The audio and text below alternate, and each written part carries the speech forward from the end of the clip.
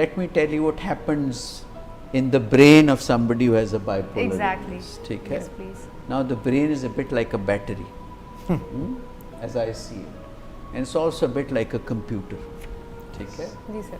उसमें एनकोडिंग होती है, आप जो उसकी मेमोरी में फीड करें वो स्टोर होता है, फिर वही रिट्रीव होती है. कई दफ़ा कंप्यूटर मेल फंक्शन करे तो आगे पीछे यादाश्त हो जाती है.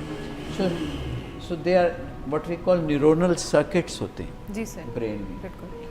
And a brain may have trillions and trillions of neurons or neuronal pathways. बिल्कुल sir. Now happiness is a very chemically determined process, whether we can understand that or not, but scientists do know that there is a chemical known as serotonin. Serotonin, yes. तो serotonin की कमी की वजह से depression होती है. उसकी आप तोड़फोड़ रोक दें तो वो क्वांटिटी उसकी बढ़ जाती है, जो कि एंटी डिप्रेसेंट्स करते हैं और मूड आहिस्ता आहिस्ता बेहतर होना शुरू हो जाता है. साइकोसिस जो है ख़ास तौर पे और एक्साइटमेंट जो है, साइकोसिस is link to a chemical known as dopamine. जी सर. जब डोपामिन की एक्सेस होती है तो वो उसको आवाज़ें आनी शुरू हो जाती हैं, ग्रैंडियोसिटी आती है, डिलूजन्स आ जाती हैं. और जब वो जब आप देखें ना, कोई नॉर्मली भी बंदा एक्साइट हो जाए, और जैसे आपने कहा कि एड्रेनलिन रश है, कुछ लोग जो बंजी जंपिंग करते हैं या जी, मोटर बिल्कुल. रेसिंग करते हैं तो उनको हम एड्रेनलिन जंकीज़ कहते हैं ना, तो वो एकदम रश लेते हैं. बट यहाँ there is a sustained production of neurotransmitters over a sustained period of time, which then differentiates them from normal behavior, and then it suggests to us that it is an illness. ठीक है?